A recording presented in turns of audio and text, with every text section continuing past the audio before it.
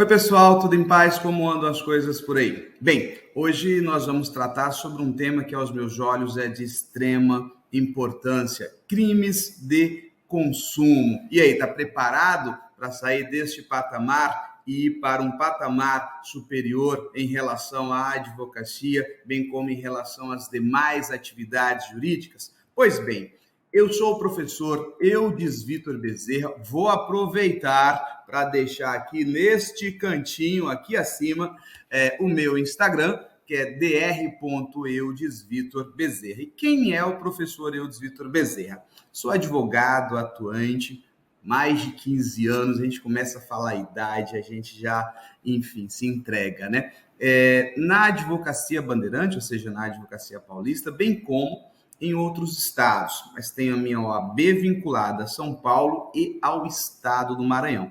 Como os senhores sabem, nós podemos advogar em todos os estados do Brasil, contudo com um limite, por isso que nós temos aí, quando a demanda aumenta, a necessidade de termos uma OAB suplementar. O professor Eudes Vitor Bezerra, além de advogado, é mestre e doutor em Direito, com algumas especializações, formado também em administração de empresas, concluindo agora em 2023.2 a terceira graduação, que é em ciências contábeis, professor também aí há quase 2 décadas, gestor acadêmico, enfim. Se você está tendo a primeira oportunidade de encontrar comigo agora, não se surpreenda se nós voltarmos com temas outros do direito civil, do direito processual civil. Eu sou um processualista nato e transito tanto no direito material quanto processual, na seara criminal e na seara civil. E adoro esses temas. Professor de direito administrativo, deixa para um outro. Previdenciário, para um outro também.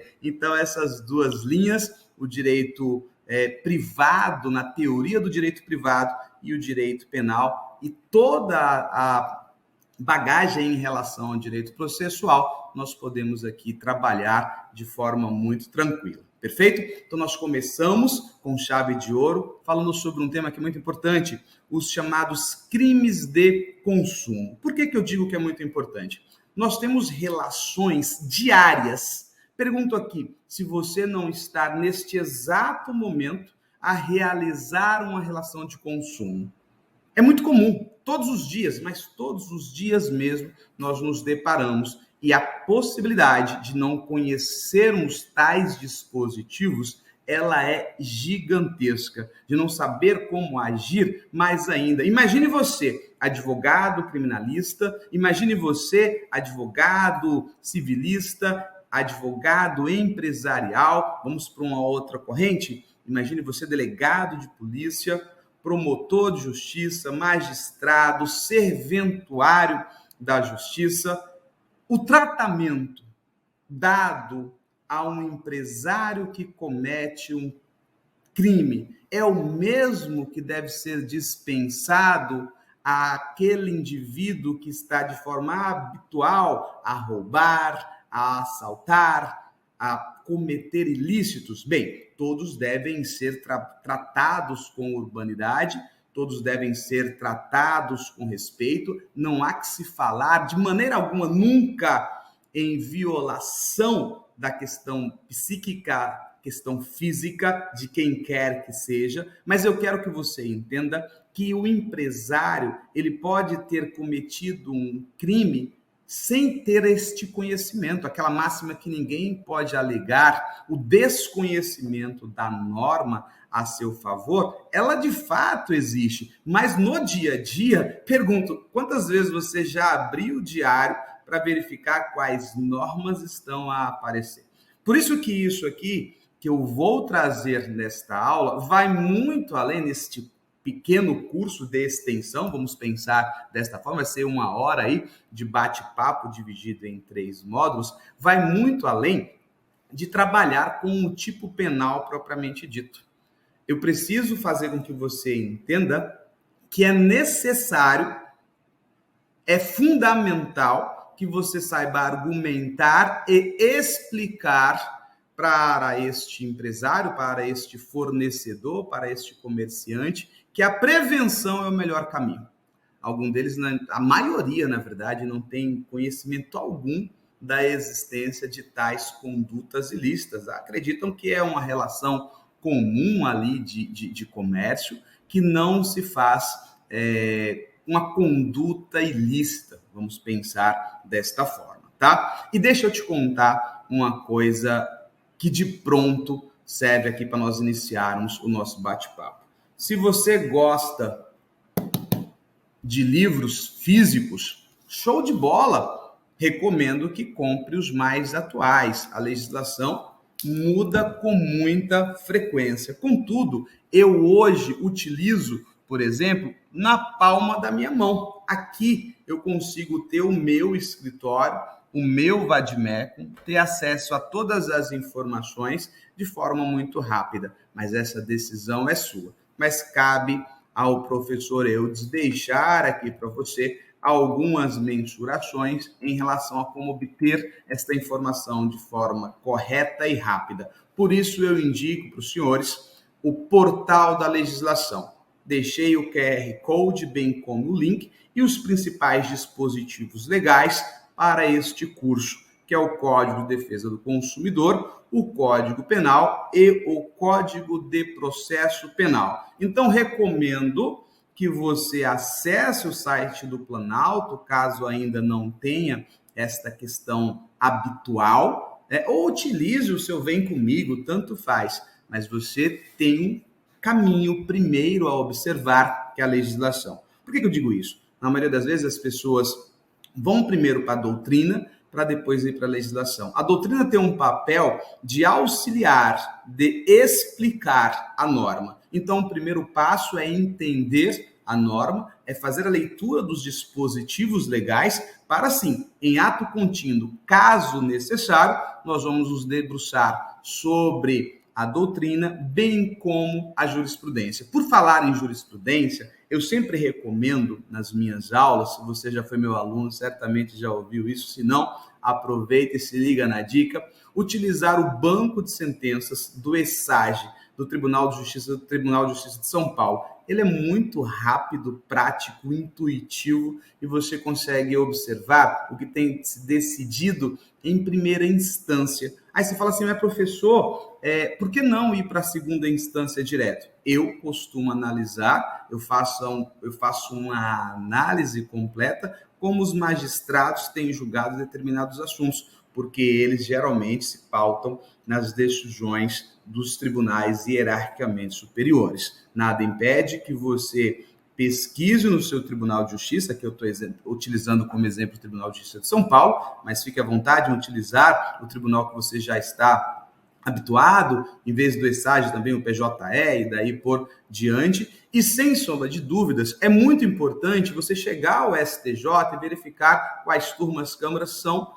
responsáveis pela matéria que você quer estudar. Então, há uma pirâmide que você pode fazer ela de cima para baixo ou de baixo para cima. Eu, particularmente, recomendo que você comece este estudo com base no tribunal onde você atua, nos juízes que você vai atuar, para depois ir para as instâncias hierarquicamente superiores. Com a base montada, fica mais fácil eu encontrar o que nós chamamos de teses defensivas, tá? Aqui nós vamos atuar, então, em dois carros-chefes. O primeiro, viabilizando a você conhecimento para defender caso este empresário, esse fornecedor, esse comerciário, enfim, o nome que você preferir dar, lhe procure quando já intimado, denunciado em decorrência do crime, bem como num ato preventivo, de você elucidar para este indivíduo quais condutas podem ou não ser consideradas delitivas, tá? Esse é o ponto inicial. Se você vem de uma outra área do direito que não seja a advocacia, a regra é a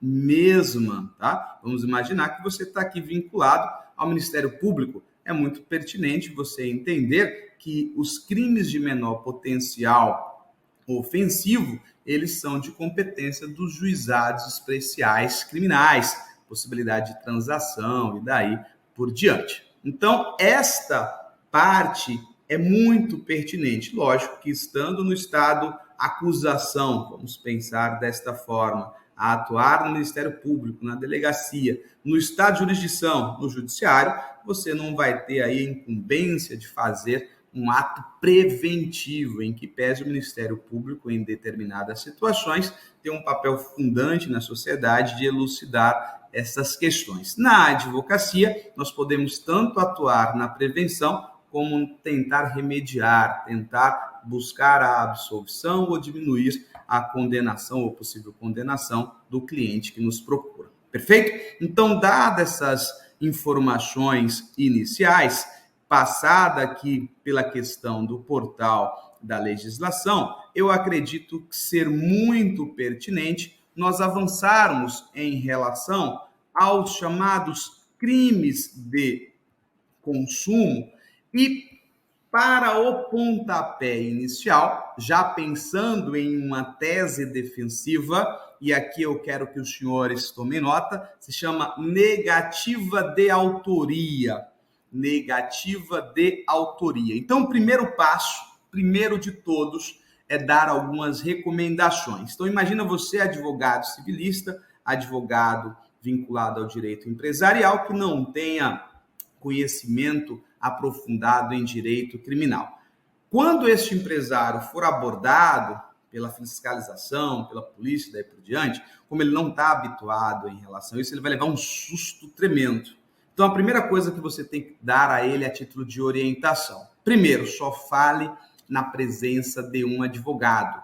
Segundo, não assine documentos sem que seu advogado esteja presente. Terceiro e mais importante, ter o contato do seu advogado salvo, porque se você for conduzido, na verdade, o indivíduo for conduzido à delegacia de polícia, ele faz jus a uma ligação. Alguns agentes viabilizam pelo próprio celular do conduzido, do detido, do preso, ou quando chega na delegacia. Então, ele liga para você de imediato e você vai até a delegacia para acompanhar todas estas diligências. Então, essas informações básicas você deve já passar para ele. Olha, guarde aí meu telefone, qualquer coisa me liga de imediato. Se porventura chegar qualquer que seja a diligência, antes de falar alguma coisa, antes de assinar algum documento, antes de entregar alguma coisa, me ligue.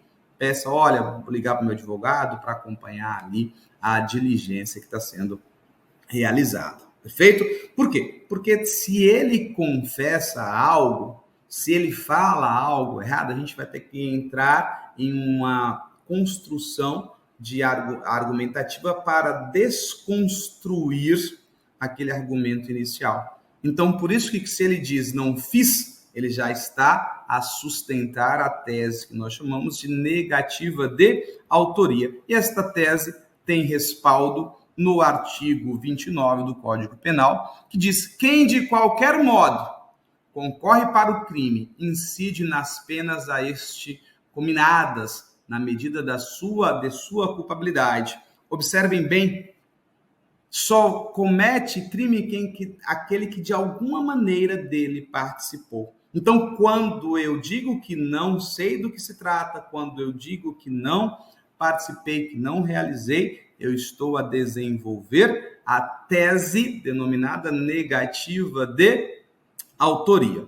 O legislador vai um pouco além, traz o parágrafo 1º que diz: se a participação for de menor importância, a pena pode ser diminuída de 1/6 a 1/3. Se algum dos concorrentes quis participar de crime menos grave, lhe será aplicada a pena deste. Essa pena será aumentada até metade, na hipótese de ter sido previsível o resultado mais grave. Então, o autor trata-se da pessoa que executa a conduta típica descrita em lei. Nós temos que lembrar que esta conduta, ela pode ser uma ação, é o fazer, ou uma omissão, que é o deixar de fazer. Vocês vão observar que nos tipos penais previstos no Código de Defesa do Consumidor, e eu já vou antecipar que são 12 tipos penais, a conduta de omitir, ela é muito recorrente. Ela é muito recorrente. E aí eu não posso, de forma aleatória, não sabia, não é assim que funciona, poxa, que pena. a lei não funciona desta forma. Por isso que a orientação é o primeiro passo. Eu me recordo, se me permitem, antes de passar avante, um dado empresário, ele trabalhava com coleta de resíduos. Então, ele pegava o resíduo e entregava em determinado lugar. Ele prestava este serviço. E ele segundo ele, não tinha conhecimento que um determinado aterro sanitário tinha sido interditado. E ele foi surpreendido no momento que ele estava ali a despejar os resíduos, foi conduzido à delegacia de polícia, me ligou desesperado, ainda bem que ele ligou, e aí passei a orientação, não fale mais nada, a resposta vai ser, por orientação do meu advogado, falarei só quando ele estiver presente. Corri para a delegacia, por isso que isso aqui, terno, se você não está com ele, deixe no cabide dentro do teu carro, porque a ligação pode ser a qualquer momento. Nós somos advogados, 24 horas, quem atua no direito criminal sabe disso. Lá ele foi enquadrado em crimes mais gravosos, num primeiro momento, que eram crimes ambientais, e aí o delegado ainda queria impor ali alguns crimes em relação ao consumo por conta da suposta vítima. A gente conseguiu ajustar ali e não ter tantas condutas delitivas já no momento do inquérito policial, na questão da argumentação, trocando ideia com o delegado, explicando e daí por diante. Perfeito? Pois bem, então o autor trata-se de toda pessoa que executa conduta. Conduta, eu já mencionei para vocês, é uma ação ou uma omissão. Coautor, a questão quando se envolve duas ou mais pessoas conjuntamente realizam um ato executório. Então, quando tem ali o concurso de agentes, supondo ali que, vamos pegar aqui uma situação de um supermercado, por exemplo, nós temos o diretor e o gerente, e ambos estão ali de forma adstrita, com conluio, com desígnio de cometer um ato ilícito. Então, ambos responderão pelo determinado crime ali apurado. Entendeu a lógica? Participe. A participação é uma forma do concurso de agentes em que o envolvido não realiza quaisquer das condutas típicas, mas de alguma outra forma concorre para o delito. Então existe também esta possibilidade. O que eu quero que você entenda neste momento?